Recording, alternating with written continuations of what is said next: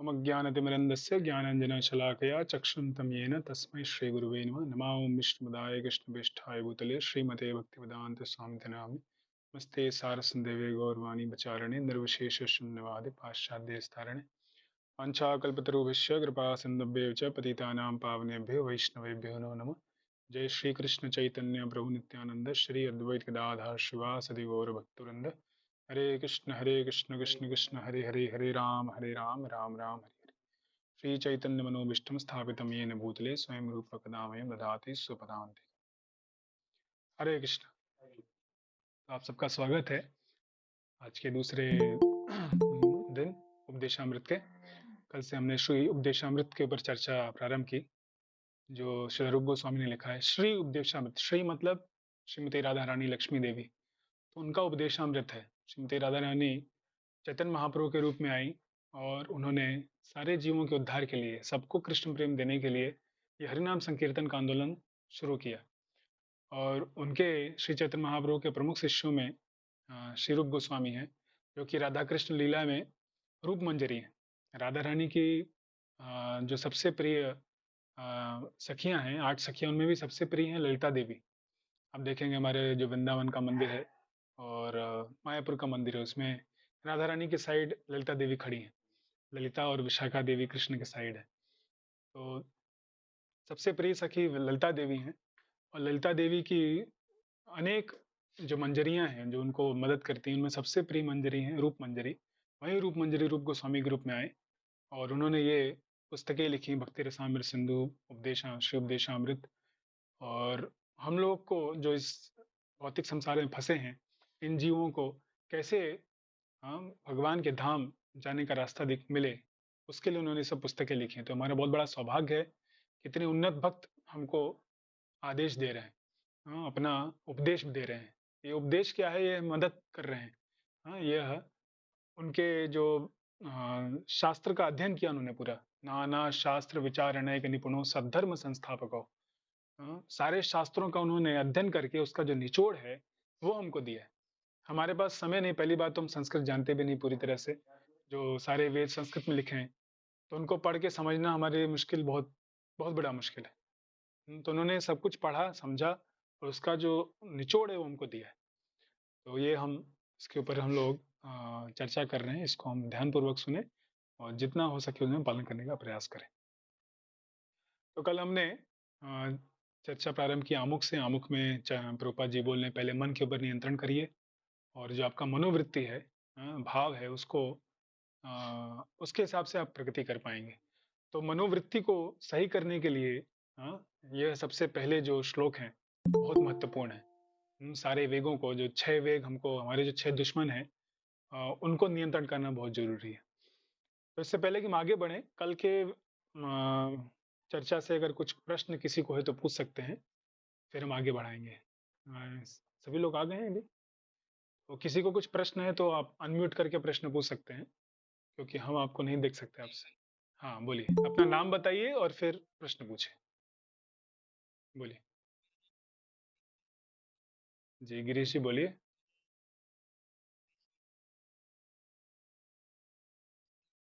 हम्म, अच्छा, okay, recap करना होगा। ठीक है। तो ये कल क्लास में नहीं थे, बोल रहे हैं थोड़ा सा रिकैप करने को। रिवाइज, रिकॉर्डिंग रिकॉर्डिंग है। रोज ये हम निवेदन करेंगे, क्योंकि समय थोड़ा कम है, तो आप रिकॉर्डिंग सुन लीजिएगा। रिकॉर्डिंग ग्रुप में लिंक मिल जाएगा।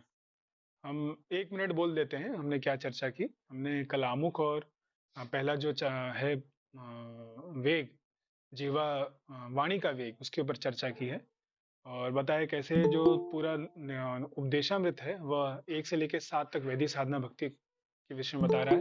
8वां श्लोक रागुण भक्ति के बारे में और 9 से 11 जो है वह भाव भक्ति प्रेम भक्ति के बारे में।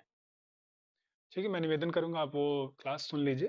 किसी को क्लास से कुछ प्रश्न हो तो पूछें, वरना हम लोग आगे बढ़ेंगे।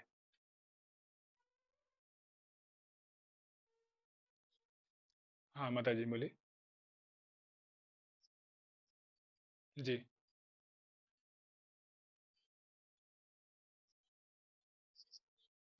जी जी। हम्म।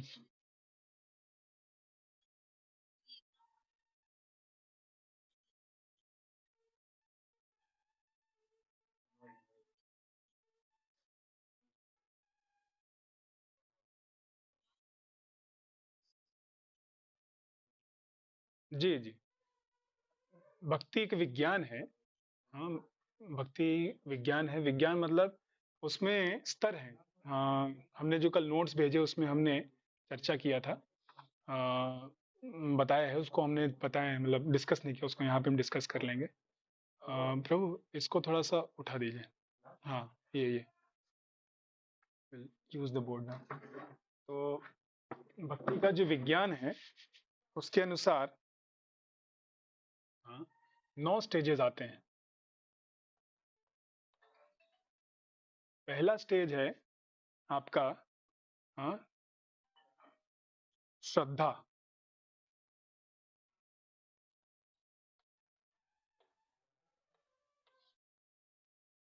हम्म, सबसे पहले व्यक्ति में श्रद्धा होनी चाहिए। कि ये भगवान हैं, भगवान के भक्त हैं, हमें उनसे सुनना चाहिए, उनका संग करना चाहिए। ये आदौ श्रद्धा होनी चाहिए। तो यह करोड़ों करोड़ों जन्मों के में आप कहीं न कहीं किसी न किसी तरह से भगवान की कुछ सेवा करें, भगवान के भक्तों की कुछ सेवा करें, उससे ये श्रद्धा उत्पन्न होती है। तो भगवान के भक्तों का संग मिलेगा और उससे यह श्रद्धा उत्पन्न होती है। तो जब श्रद्धा होती है तो अगला स्टेज आता है आपका कि आप संग करना चाहेंगे। साधु संग करना चाहेंगे। साधु संग यहाँ पे मतलब भक्तों का संग, भगवान के जो भक्त हैं उनका संग करना चाहेंगे। हम्म, तो श्रद्धा आपको करोड़ों जन्मों में इस भौतिक ब्रह्मांड में ब्रह्मांड भ्रमते को न भाग्यवान जीव गुरु कृष्ण प्रसादे पाए भक्ति लता बीज, जो भक्ति लता का जो बीज मिलता है भगवान के भक्तों के संग से, वो अगला स्टेज आएगा कि आप उनका संग करना चाहेंगे, उन भक्तों का संग करना चाहेंगे। उन भक्तों के संग में आएंगे तो आप क्या करेंगे, आप सुनेंगे। भगवान के विषय में सुनेंगे, गीता के बारे में, भागवत के बारे में, भगवान के विषय में सुनेंगे। भगवान है, भगवान का अपना धाम है, भगवान का दिव्य नाम है, दिव्य रूप है, दिव्य लीलाएं हैं, उनके दिव्य पार्षद हैं, उनके साथ वो आते हैं यहाँ पे बार बार और लीलाएं करते हैं और हम लोगों को मौका देते हैं उनसे संपर्क जोड़ने का। तो जब हम ये सुनते हैं, संग करते हैं, तो फिर तीसरा स्तर आता है कि हम भी भजन क्रिया में लगते हैं।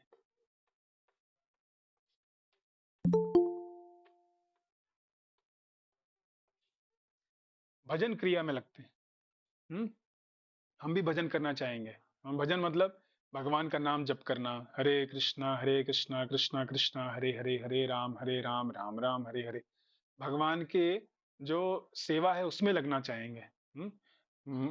अर्च विग्रह की उपासना में, प्रचार में, भक्तों की सेवा में। अलग अलग तरीके से हम सेवाएं कर सकते हैं। श्रवणम कीर्तनम विष्णु स्मरणम अर्चनम वंदनम दास्यम साख्यम आत्मीय, 9 तरीके हैं जिससे हम भगवान के सेवा कर। प्रहलाद महाराज बोलते हैं 7वें स्कंद के 5वें अध्याय और 23वें 24वें श्लोक में। तो ये 9 प्रक्रियाएं भगवान की जो है, जिनके द्वारा हम भगवान की सेवा कर सकते हैं, उनमें लगते हैं। तो ये भजन क्रिया है। फिर जब हम भजन क्रिया करते हैं तो हमारे जो अनर्थ हैं वो निकलने लगते हैं। अनर्थ निवृत्ति शुरुआत होती है। आप लोग ये देख पा रहे हैं जो मैं लिख रहा हूं? यहां तक दिख रहा है? ठीक है।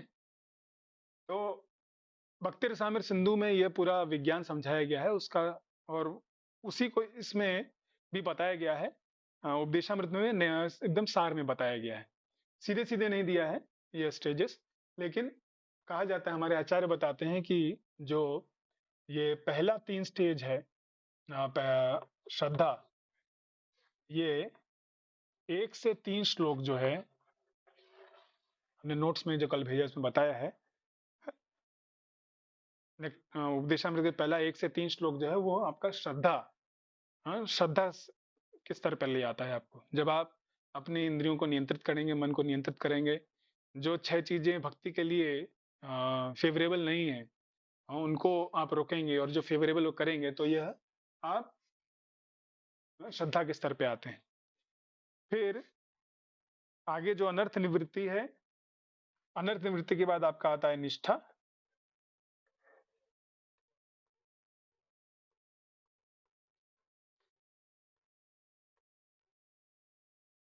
हम्म, निष्ठा और उसके बाद रुचि। ये मैं यहाँ लिख रहा हूँ ताकि आप लोगों को दिखाई दे।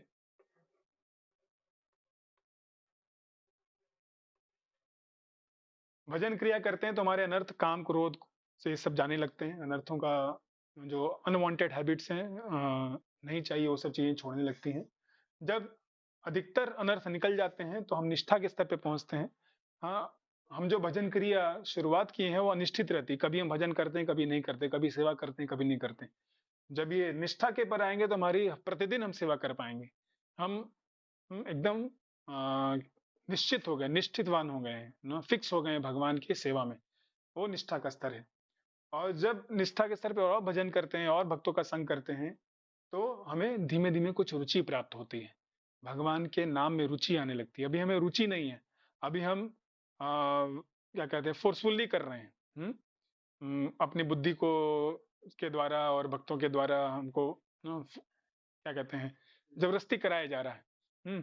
तो इस तरह पे जो है तो रुचि आने लगेगी आपको, सही में नाम जप में रुचि आएगी। कुछ स्वाद आएगा।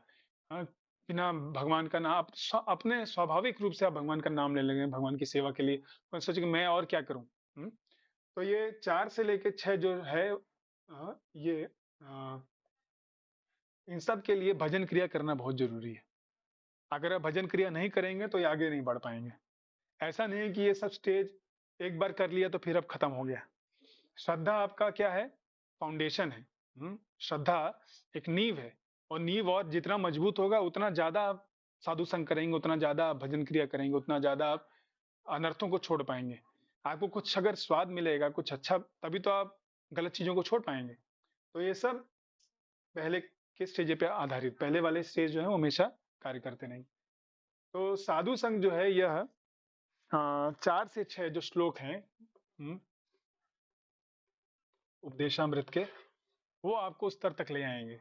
अगर 4 से 6 श्लोक का पालन करेंगे तो आपको एक तरह से आप साधु संग कर रहे हैं। क्योंकि उसमें भक्तों के विषय में बताया गया है, कैसे भक्तों के प्रति दृष्टिकोण होना चाहिए, कैसे भक्तों के साथ हमें प्रेम का आदान प्रदान करना है, कैसे उनका संग करना है, तो वो बताया गया है। फिर तीसरा, चौथा, पांचवा, छठवां और एक सातवां है आसक्ति। रुचि जब आप और रुचि आएगी तो फिर आपको आसक्ति हो जाएगी भगवान से। अब बिना भगवान के आप रह नहीं पाएंगे। जैसे प्रभुपाद जी के समय में एक भक्त था, वो हैदराबाद में था, वहां भक्तों का संग मिल रहा था उसको, लेकिन उसका एक जॉब जो है मद्रास में लग गया, चेन्नई। तब मद्रास नाम था। तो मद्रास गया लेकिन वहां पे वो रह नहीं पाया है। उसने वो जॉब छोड़ के वो वापस चला आया है भक्तों के संग में। तो प्रभुपाद ने बोला ये अब आसक्ति के स्तर पे है, बिना भगवान और भगवान के भक्तों के अब रह नहीं पा रहा। तो आसक्ति का स्तर है। तो ये दिखाई दे रहा है इसमें, देखिए यहाँ पे। हम्म, ठीक है। ओके।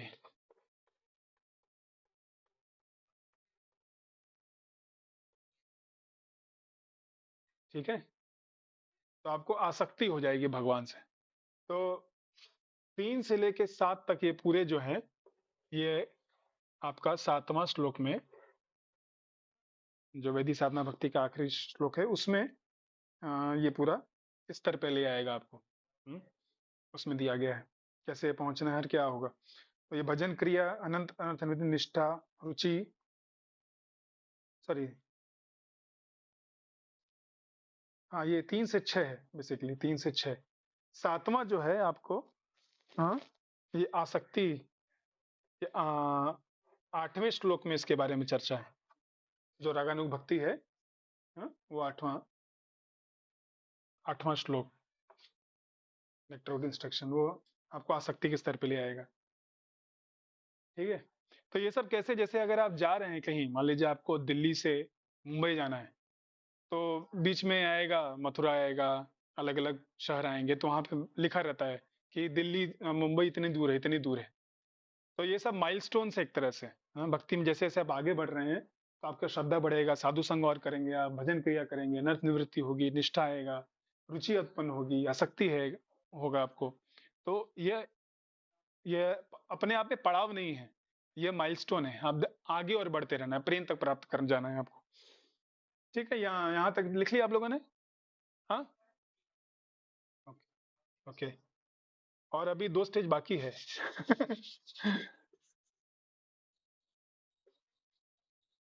आखिरी दो स्टेज जो है वो है आपका भाव और प्रेम।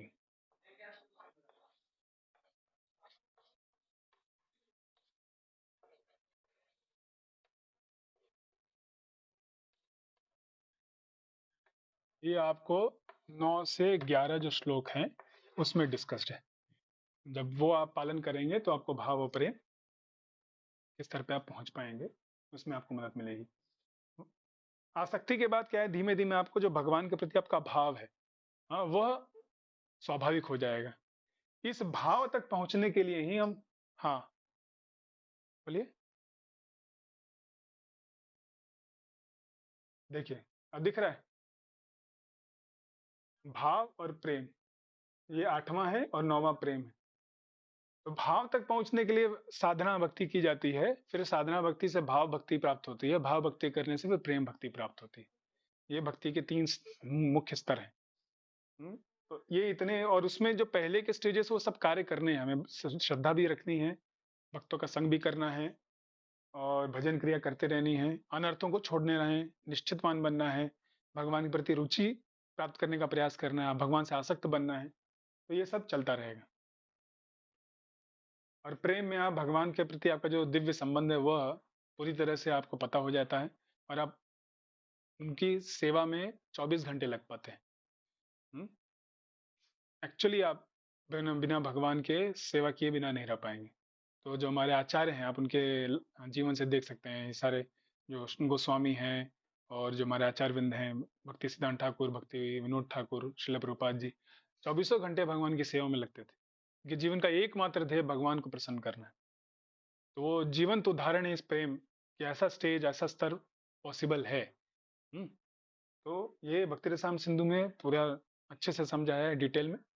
और यहाँ अ, उसको कैसे प्राप्त करें, उपदेशामृत में यह संक्षेप में एक तरह से बताया गया है। ठीक है? तो ये विज्ञान है। ये विज्ञान मतलब आप कहीं कोई भी व्यक्ति हो, हर व्यक्ति जो पालन करेगा वो इन स्टेजेस से गुजर के जाएगा। ओके, और कुछ प्रश्न है किसी का? अगर आप लोगों ने लिख लिया हो तो मैं इसको मिटा सकता हूँ। बताइएगा।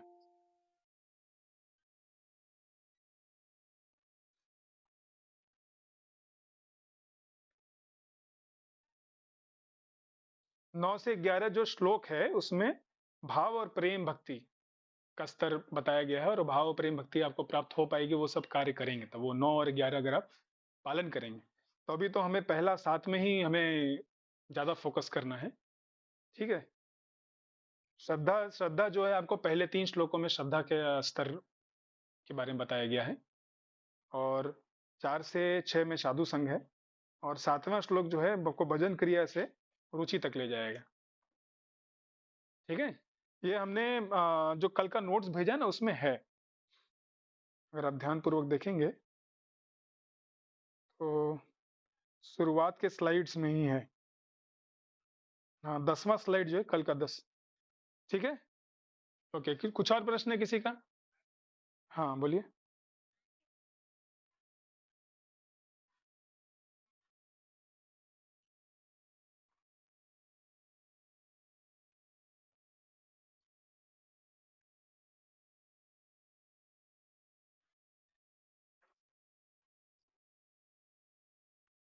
जैसे कौन सा चाहिए? एक्चुअली नोट्स शॉर्ट ही होता है। अब क्लास के वक़्त एक्चुअली हम लोग बहुत सारी चीज़ें ऐड भी करते हैं। तो नोट्स क्या है, ये थोड़ा बस ये है कि एक ओवरव्यू के लिए है। हाँ, कि आपको जो पुस्तक के विषय में मेन चीज़ें जानकारी हो जाए। इसको लेकर के फिर आप पुस्तक को पढ़िए, हाँ, क्लास सुनिए, क्लास का नोट्स बनाइए और फिर आप समझ पाएँगे।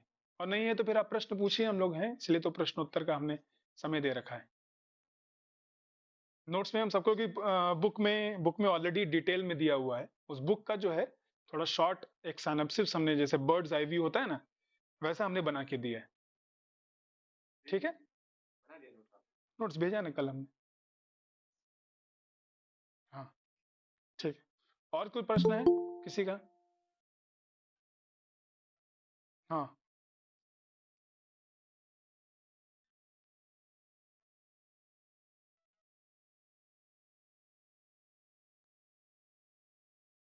हाँ, नोट्स बेसिस है।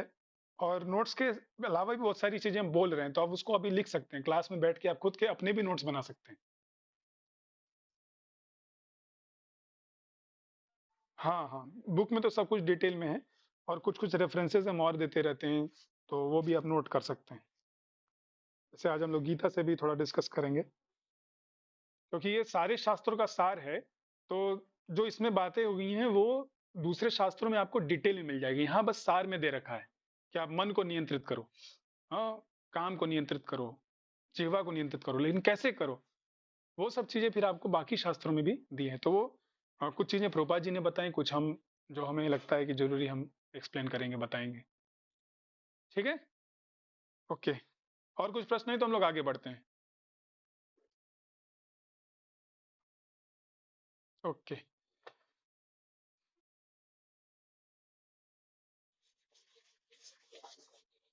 हम्म, जी जी, यस यस। भगवान का शुद्ध भक्त कैसे बने, उसी लिए पुस्तक है। तो हर व्यक्ति के अंदर में भगवान की भक्ति है। नित्य सिद्ध कृष्ण प्रेम साधक का गुण श्रवणादि शुद्ध चित्त करे उदय, तो वो जागृत करने के लिए यहाँ बताया गया है। पूरा फोकस्ड है ये भगवान के भक्तों के लिए।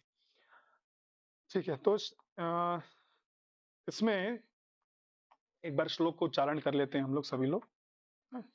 सभी लोग मेरे पीछे बोलिए। वाचो वेगम, वाचो वेगम, मनसः क्रोध वेगम, मनसः वेगम, जिह्वा वेगम, जीवा वेगम, उदरो उपस्थ वेगम, उपस्थ वेगम, एतान वेगान एतान वेगान, यो विषहेत धीरः यो विषहत धीरः, सर्वामपि मां सर्वामपि मां पृथ्वीं शशिष्यात्। पृथ्वीं सशिष्यात्। अनुवाद: वह धीर व्यक्ति जो वाणी के वेग को, मन की मांगों को, क्रोध की क्रियाओं को तथा जीव, उदर एवं जनेन्द्रियों के वेगों को सहन कर सकता है, वह सारे संसार में शिष्य बनाने के लिए योग्य है। मतलब वो गुरु बन सकता है। तो एक तरह से ये गुरु जिनको बनना है, हम लोग ये गुरुकुल आचार्य ट्रेनिंग कर रहे हैं, हम आचार्य बनना चाह रहे हैं। तो आचार्य बनने के लिए सबसे पहला चीज बता रहे हैं कि आपको इन वेगों को नियंत्रण करना पड़ेगा। वेगों से मुक्ति नहीं मिल सकती, वेग हमेशा रहेंगे, जब तक ये शरीर है तब तक ये वेग रहेंगे, लेकिन इन वेगों को हमें नियंत्रण करना सीखना है। जो ये नियंत्रित कर पाए वो धीर व्यक्ति है। यो विषहेत धीरः, जो इन वेगों को, एतान वेगान, यो विषहेत, विषहेत का मतलब सहन कर सकता है। तो सहन कर सकता है, वो ये नहीं कह रहे कि जो इनसे मुक्त हो जाएगा। हाँ, मुक्त होना पॉसिबल नहीं, क्योंकि जब तक ये शरीर है तब तक हमें ये वेग रहेंगे। तो इस इस उपदेशामृत के ऊपर हमारे भक्ति विनोद ठाकुर ने अपना कमेंट्री लिखा है, और भक्ति विनोद ठाकुर ने लिखा है, और प्रभुपाद जी का पुस्तक हमारे पास है। तो तीनों की कमेंट्री जो है उससे हम लोग चर्चा करेंगे थोड़ा थोड़ा। प्रभुपाद जी ने भी इसमें बताया है। तो हाँ, ये जो 8वां पेज है, 8वां पेज के आखिर में आप पढ़ेंगे, श्रीला भक्ति सिद्धांत ठाकुर ने उपदेशामृत की अपनी अनुवृत्ति व्याख्या में लिखा है, हमारी देहात्म बुद्धि से 3 प्रकार के वेग उत्पन्न होते हैं: बोलने का वेग, मन का वेग तथा शरीर के वेग। तो यहाँ पे वो बता रहे हैं कि जो देहात्म बुद्धि है, यह मेन कारण है इन सारे वेगों का। देहात्म बुद्धि मतलब मैं ये शरीर हूं। इस देहात्म बुद्धि से तीन तीन वेग निकल रहे हैं। ये जो 6 वेग हैं उनको डिवाइड किया गया है, पहले 3 वेगों में, और उससे फिर बाकी हम बताएंगे। तो सबसे पहला है वाणी, वाणी का वेग। फिर है मन का वेग, और फिर है शरीर का वेग। हम्म? शरीर के वेग, जो शरीर से वेग आते हैं, उसको भी आगे बताया उन्होंने। शरीर का वेग मतलब जिह्वा वेग, उदर वेग और उपस्थ वेग इसके अंतर्गत आता है। शरीर से ये 3 वेग आ रहे हैं।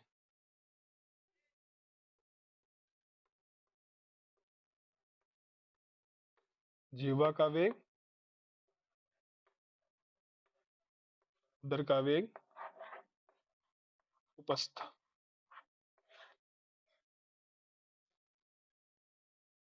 हम्म, तो जिह्वा, उदर और उपस्थ, ये तीनों देखिए एक लाइन में है। आचार्य बता रहे हैं ये तीनों जो हैं एक लाइन में है। अगर आपको इन्हें कंट्रोल करना है तो जीवा से शुरू करना पड़ेगा। जीवा को नियंत्रित करेंगे तो बाकी शरीर के जो वेग हैं उनको नियंत्रण करने में मदद मिलेगी। फिर तो ये हो गया आपका 3 वेग। फिर मन से आता है, मन के बारे में मन का अपना एक वेग है एक तरह से यहाँ पे, और एक क्रोध के बारे में बताया गया है। तो दोनों मन से ही उत्पन्न हो रहा है। तो पहला है, आप इसमें देखेंगे श्लोक में ही जो तात्पर्य में,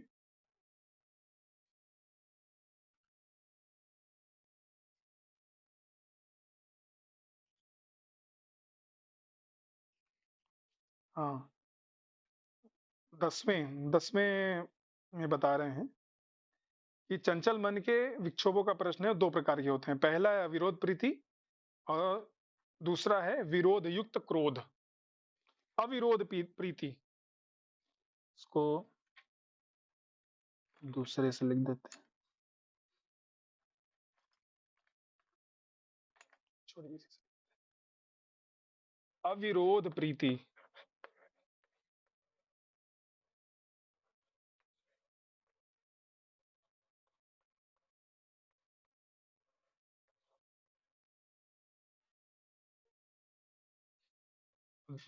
दूसरा होता है मन का विरोध युक्त क्रोध।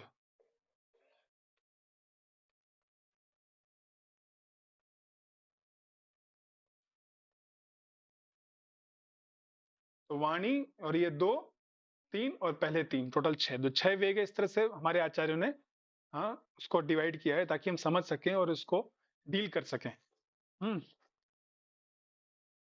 समझ रहे हैं? ये देहात्म बुद्धि मेन कारण है। जब हम ये सोचते हैं कि मन, देहात्म बुद्धि से ही हमारा मन का वेग, वाणी का वेग, शरीर का वेग आता है।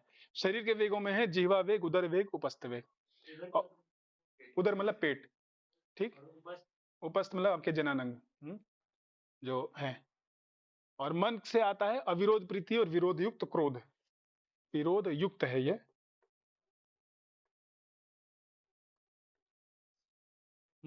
मन में बहुत सारी इच्छाएं जागृत हो रही हैं, आप उनको बिना विरोध के आप क्या कर रहे हैं, उनको सेटिस्फाई करने का प्रयास कर रहे हैं।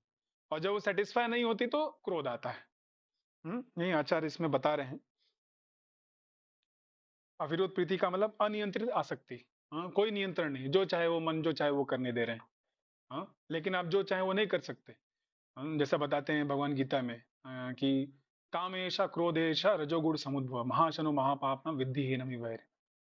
तो काम वासना है, हम अपने मन जो मन कह रहा है वो करना चाह रहे हैं, लेकिन वो नहीं होता है तो अगर वो नहीं उसको सेटिस्फाई कर पाएंगे तो वो क्रोध में कन्वर्ट हो जाता है। और अगर आप उसको सेटिस्फाई करते हैं तो लोभ होता है। तो इसलिए मेन जो प्रॉब्लम है, तरह से भगवान बता रहे काम वासना, जो कि रजोगुण से आ रहा है। तो चंचल मन के विक्षोभों का जो प्रश्न है ये 2 प्रकार से है। ठीक है। अब वाणी के विषय में हमने कल ऑलरेडी चर्चा प्रारंभ किया। उसके विषय में आगे में 2-3 जगह प्रभुपाद जी ऐसे बता रहे, तो हम सारा वाणी का में एक बार में चर्चा करेंगे। ये समझ में आ गया सबको? इसको मिटा दें।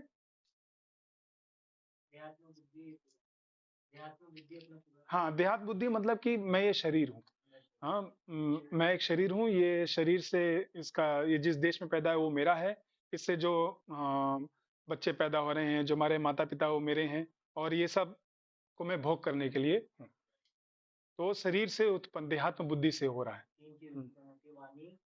वेग, वेग, वेग, वाणी के वेग, मन के वेग और शरीर के वेग, ये सब वेग हैं। शरीर से और भी बहुत कुछ उत्पन्न है, यहाँ पे हम वेगों की चर्चा कर रहे हैं ना। तो ये वाणी का वेग, मन का वेग और शरीर का वेग आता है। शरीर के वेग में जीवा वेग, उदर वेग, उपस्थ वेग होता है। और मन के वेगों को 2 बता, इस तरह से हमारे आचार्य डिस्कस कर रहे हैं। ये श्लोक तात्पर्य में थोड़ा आगे पीछे है, तो इसलिए मैंने सोचा इसको एक जगह ऐसे डिस्कस कर लेते हैं। ठीक है।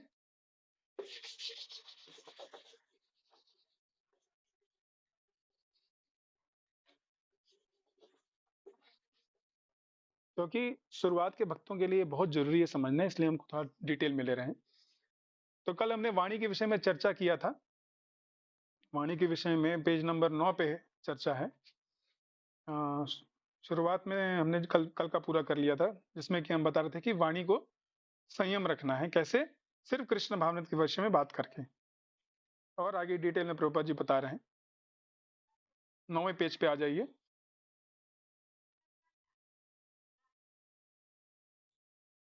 जब हम वाणी के वेग की बात करते हैं तो हमारा अभिप्राय व्यर्थ की बातों से होता है, यथा निर्विशेष मायावादी दार्शनिकों की बातें, या सकाम कर्मकांड में लगे हुए व्यक्तियों की बातें, या उन भौतिकतावादी व्यक्तियों की बातें जो बिना रोक टोक के जीवन का भोग करना चाहते हैं। तो 3 लोगों की बात कर रहे हैं यहाँ पे एक तरह से। कल 2 की बात हुई थी, आज तीसरा भी ऐड कर दिया उन्होंने, कर्मकांड में लगे हुए लोग। हाँ, तो इसको भी हम निकाल ही सकते हैं।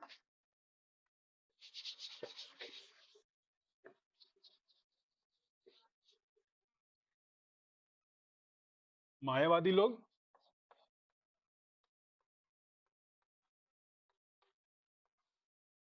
सकाम कर्मकांड,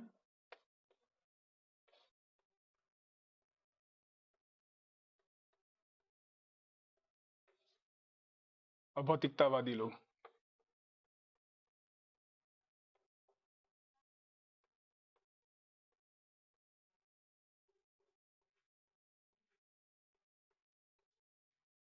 तो ये 3 लोगों के विषय में बता रहे हैं। ये तीनों लोगों से अगर हम ज्यादा देखेंगे तो ये अपने वाणी को दुरुपयोग कर रहे हैं। मायावादी लोग बोलते हैं आप भगवान हैं, सब भगवान हैं, हम्म, और भगवान को पूजने की कोई आवश्यकता नहीं है, तुम ही ब्रह्म हो, तुम उसमें लीन हो जाओ, ब्रह्म ज्योति में पहुंच जाओ। हम्म, तो ये सब गलत बातें हैं, यह इम्पॉसिबल है। जैसे हमारे पिता होते हैं, हम कहेंगे सब व्यक्ति हमारे पिता है, ऐसा थोड़ी हो सकता है। हम्म, एक व्यक्ति पिता होता है, तो हर व्यक्ति भगवान नहीं हो सकता। भगवान एक है, भगवान के अनेक रूप हो सकते हैं, नरसिंह, वामन, कृष्ण, हाँ, लेकिन वो एक ही है, अद्वैत। श्रीमद् भागवतम में प्रथम स्कंद में चर्चा हुई है कि वदंती तत्तद्विदस् तत्त्वम् यद् ज्ञानम् अद्वयम् ब्रह्मेति परमात्मेति भगवानेति शब्दते, कि जो परम तत्व है वो एक ही है, अद्वैत, नॉन डुअल।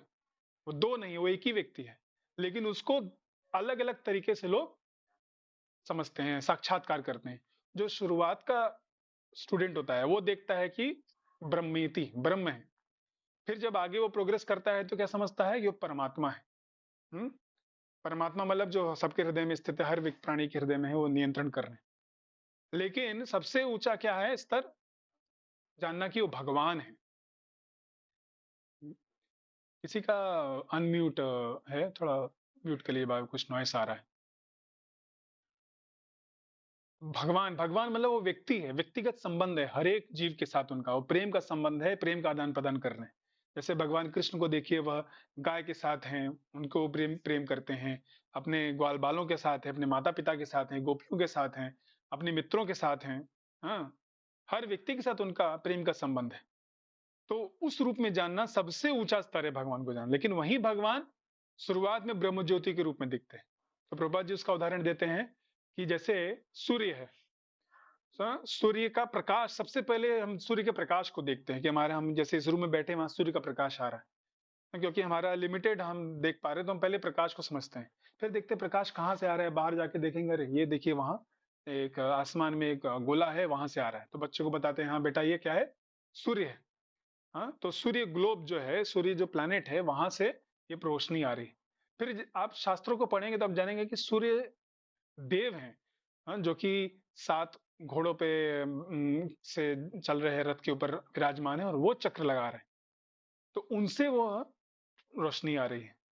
तो व्यक्तिगत आप समझ पाएंगे जब आप उन्नत ज्ञान को प्राप्त करेंगे। तो पहले आप समझते हैं प्रकाश के रूप में, तो वो ब्रह्मज्योति, किसी तरह भगवान को ब्रह्मज्योति के रूप में जानते हैं। फिर जब आप आगे बढ़ेंगे तो उससे परमात्मा, जैसे वो सूर्य का जो प्लैनेट है, सन ग्लोब प्रभुपाद बोलते हैं, उस तरह समझेंगे। फिर आगे जब बढ़ेंगे तब समझेंगे सूर्य एक भगवान, सूर्य एक व्यक्ति है, विवस्वान, जिनको कि कृष्ण ने सबसे पहले गीता का ज्ञान दिया। तो उसी तरह भगवान जो है एक व्यक्ति है, कृष्ण है, राम है, उनका अलग अलग रूप है। लेकिन वो एक ही व्यक्ति हैं और अपने भक्तों के साथ वो प्रेम का आदान प्रदान कर रहे हैं। अखिल रसामृत मूर्ति है भगवान और सारे रसों का स्वादन कर रहे हैं और अपने भक्तों को, और उनके भक्ति और भगवान के बीच एक होड़ लगी हुई है, कंपटीशन लगा है, कौन एक दूसरे को ज्यादा प्रसन्न करेगा। हाँ, भगवान स्वयं आकर के अर्जुन के सारथी बन रहे हैं, भगवान बन जा रहे हैं यशोदा माँ के प्रेम में। हाँ, तो यह प्रेम का आदान प्रदान सिर्फ भक्त ही समझ पाते हैं। तो इसलिए इन मायावादी लोगों से प्रभुपाद जी बोले इनसे दूर रहिए और ये जो बातें बोलते हैं तो सुनिए मत। ठीक है, हमें क्या करना है, भगवान के भक्ति के विषय में प्रचार करना है। दूसरे लोग जो हैं वह हैं सकाम कर्मकांड में लगे हुए व्यक्ति, जो कर्मकांड में लगे हैं। हाँ, आप ये यज्ञ करो, आपको इंद्रलोक चंद्रलोक वहां पे जाने को मौका मिलेगा। आजकल तो उतने लोग नहीं है, लेकिन वैदिक सभ्यता में ये ज्यादा था, यज्ञ करके दूसरे लोकों में जाने का चर्चा ज्यादा होता था। आजकल लोग कहाँ जाना चाहते हैं, अमेरिका जाना चाहते हैं, ऑस्ट्रेलिया जाना चाहते हैं, यूरोप जाना चाहते हैं। ठीक है, तो वहां जा करके सोच रहे हैं कि हमको वहां पे जो भौतिक सुविधा मिलेगी वो हम प्राप्त करके प्रसन्न हो, जीवन का ध्येय वो है। तो ऐसे लोगों की बातें हमें से दूर रहना है। ऐसी समस्त बातें या साहित्य वाणी के विवेक का व्यवहारिक प्रदर्शन है। अनेक लोग व्यर्थ की बातें करते रहते हैं और व्यर्थ की पुस्तकें लिखते रहते हैं। ये सब वाणी के विवेक का परिणाम है। इस प्रवृत्ति को निष्क्रिय करने के लिए हमें अपनी बातों को कृष्ण कथा की ओर मोड़ना होगा। वही बात जो कल हमने की, गोपा जी पहले बता चुके हैं कि कृष्ण भावना मृत्यु, आप कृष्ण के विषय में गुणगान करिए। वाणी गुणानुकथने, वाणी को भगवान के गुणगान करने में, जैसे नारद मुनि वो जहां जाते हैं हर जगह भगवान का कीर्तन करते हैं। कितने सारे भक्त बनाए उन्होंने, प्रहलाद महाराज को, ध्रुव महाराज को। हाँ, पूरे विश्व में वो प्रचार करते हैं। तो प्रभुपाद जी भी उसी तरह पूरे विश्व में 14 बार भ्रमण किया उन्होंने। हाँ, अपनी वाणी के द्वारा जो पूरे माया में बद्ध जीव है उनको वहां से उठा करके भगवान की भक्ति में लगाया। तो उस तरह से हम वाणी का इस्तेमाल कर सकते हैं। श्रीमद् भागवतम के पहले स्कंद 5वें अध्याय 10वें और 11वें श्लोक में, ये दो श्लोक बहुत महत्वपूर्ण है। प्रभुपाद जी भागवत के जो प्रीफेस में इसका उदाहरण भी देते हैं। न यद्वचश्चित्र हरेर्यशो जगत पवित्रम प्रगणित करेचित तद्वायसम तीर्थमुशंति मानसा न यत्र हमसा निरमंति शिक्षया। जो शब्द उन भगवान का यशगान नहीं करते जो संपूर्ण ब्रह्मांड के वायुमंडल को अकेले ही पवित्र करने वाले हैं, वे साधु पुरुषों द्वारा कौवे के तीर्थस्थल जैसे माने जाते हैं। क्योंकि सर्वपूर्ण व्यक्ति दिव्य धाम के निवासी होते हैं, अतएव उन्हें वहां कोई आनंद प्राप्त नहीं होता है। तो पहला चीज है, ये जो लोग हैं उनको कौवे के साथ तुलना कर रहे हैं, जिसमें वो भगवान से उनका कोई संबंध नहीं है। हाँ, इस भौतिक जगत की व्यक्तियों और वस्तुओं का वो गुणगान कर रहे हैं, लेकिन हरेर यशो उसमें हरि का कुछ यश हाँ, वर्णित नहीं है। तो ये कैसा है, हाँ, कौवों का स्थान है ना। देखिए, जब जहाँ पे कूड़ा करकट होता है वहां कौवे पहुंच जाते हैं और मरा हुआ जानवर है उसको निकाल के खाते हैं। तो वहां पे हंस लोग नहीं जाते हैं, जो परमहंस लोग हैं वो, जो हंस नाम का दिव्य पक्षी है वो नहीं जाता। तो ऐसे ही जो भगवान के भक्त हैं वो वहां नहीं जाते, साधु पुरुष वहां इस कौवों को तीर्थ स्थल पे नहीं जाते। वो कहाँ जाते हैं, तद्वाग विसर्गो जनताग विप्लवो यस्मिन् प्रतिश्लोकम अबध्यवत्यपि नामानि अनन्तस्य यशो अंकितानि यत् शृण्वन्ति गायन्ति गृह्णन्ति साधवः। तो इसके विपरीत वह साहित्य जो अनंत परमेश्वर के नाम, यश, रूप, लीलाओं आदि के दिव्य महिमाओं के वर्णन से ओतप्रोत होता है, यह एक भिन्न सृष्टि है। जैसे श्रीमद् भागवतम हो गया, चैतन्य चरितमृत हो गया। इसमें सिर्फ भगवान के विषय में बताया गया, भगवान ने कैसे अनेक अनेक अवतार लिए, नरसिंह वामन रूप में, कृष्ण रूप में, और अपने भक्तों के साथ वो अनेक अनेक लीलाएं कर रहे हैं। उसमें भगवान के रूप का, गुण का, नाम का, लीलाओं का वर्णन है। तो ये अलग ही सृष्टि है। आप इसको सुनेंगे, आपका मन पवित्र होगा, आपका मन प्रेम से ओतप्रोत होगा। जो ऐसे दिव्य शब्दों से पूर्ण होती है जिससे इस जगत की भ्रांत सभ्यता के अपवित्र जीवन में क्रांति लाई जा सकती है। तो बहुत महत्वपूर्ण शब्द यहाँ पे बता रहे हैं, भ्रांत सभ्यता के अपवित्र जीवन में क्रांति ला सकते हैं, to bring out revolution in the impious lives of misdirected civilisation. हाँ, जो हमारा सभ्यता है वह गलत दिशा में जा रहा है, कैसे बस पैसा कमाएं, कैसे हम कंट्रोल करें, इसी स्थिति में लगा है।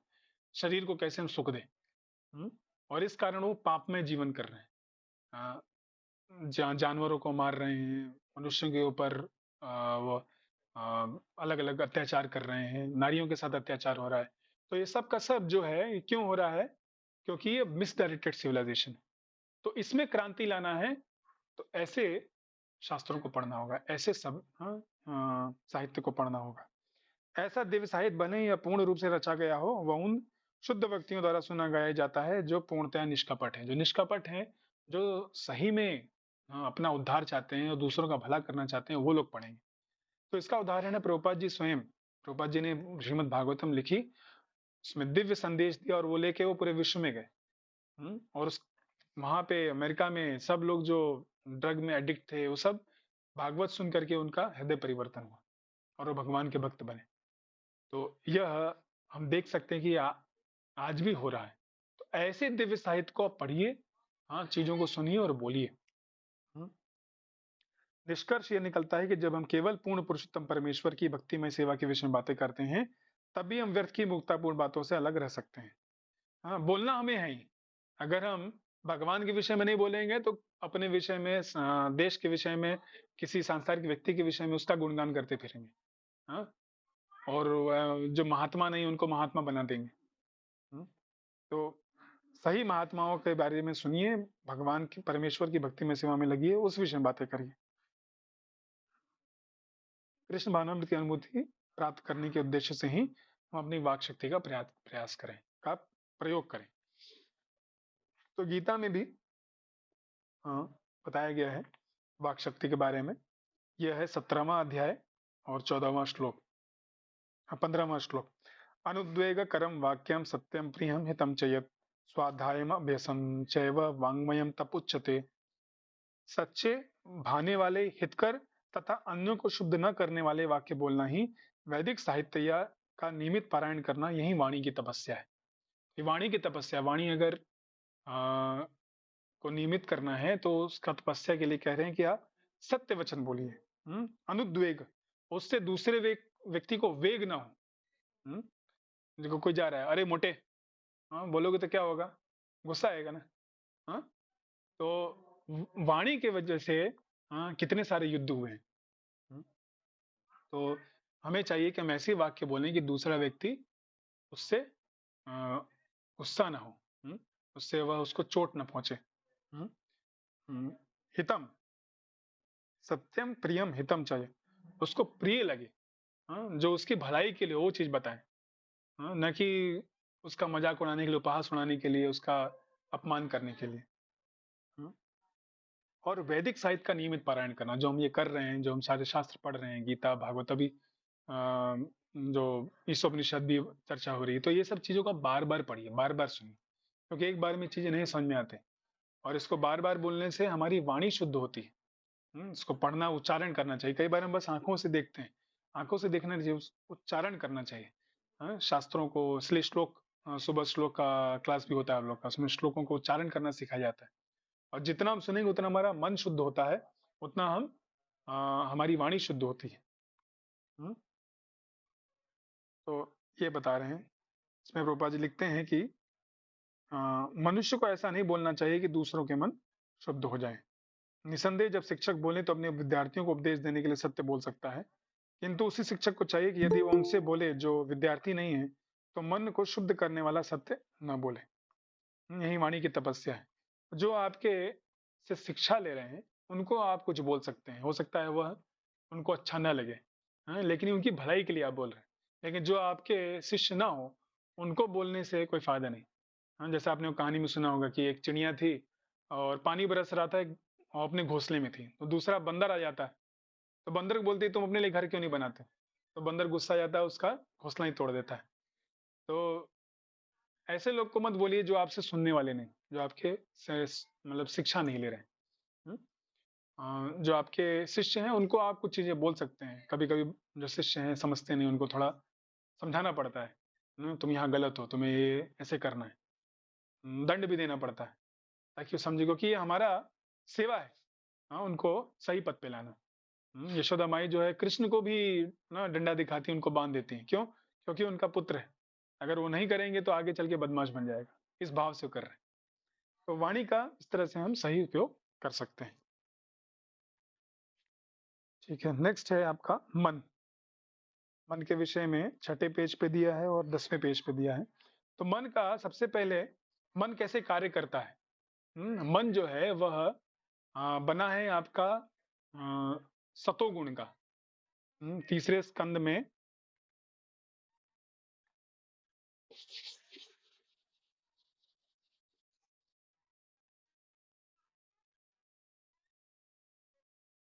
श्रीमद् भागवतम के तीसरे स्कंद का जो 26वां अध्याय है, उसमें बताया गया है कैसे सृष्टि हुई है, fundamental principles of material nature. उसमें बताते हैं मन के विषय में कि मन जो है वो सतोगुण का बना है। हाँ, सतोगुण से आता है और उसका कार्य क्या है? संकल्प और विकल्प।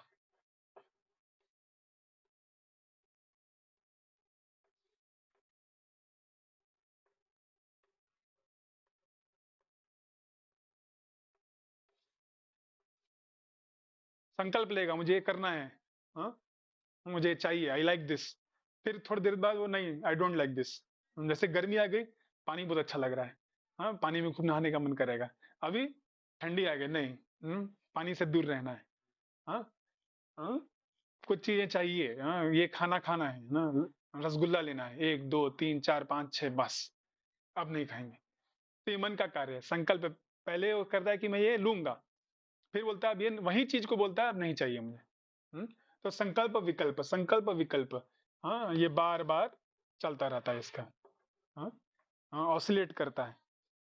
इसी को ट्विस्टिंग टर्निंग बोलते हैं, चित्त वृत्ति निरोध। योग का मतलब है, योग का मेन पर्पस है कि इसको मन की जो वृत्ति है, हाँ, बार बार बदलने की, इसको रोकना। हम्म, तो सतोगुण इसका बना हुआ है। सतोगुण जो है भगवान कृष्ण का, हाँ, शक्ति है।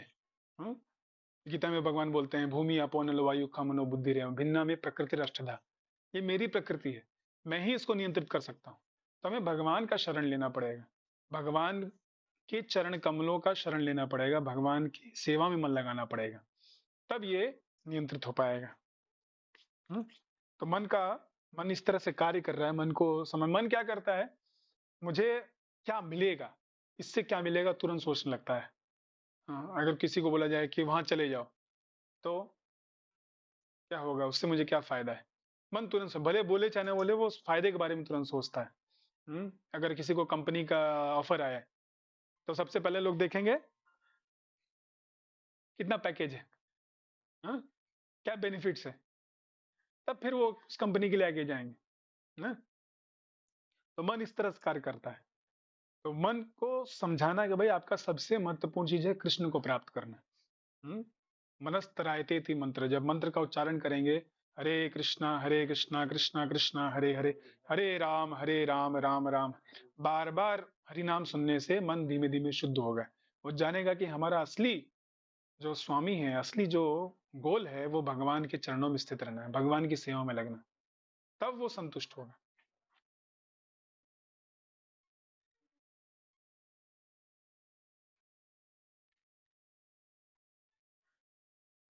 हाँ, छठे छठे पेज पे प्रभुपाद जी बोल रहे हैं सबसे पहले मन के बारे में।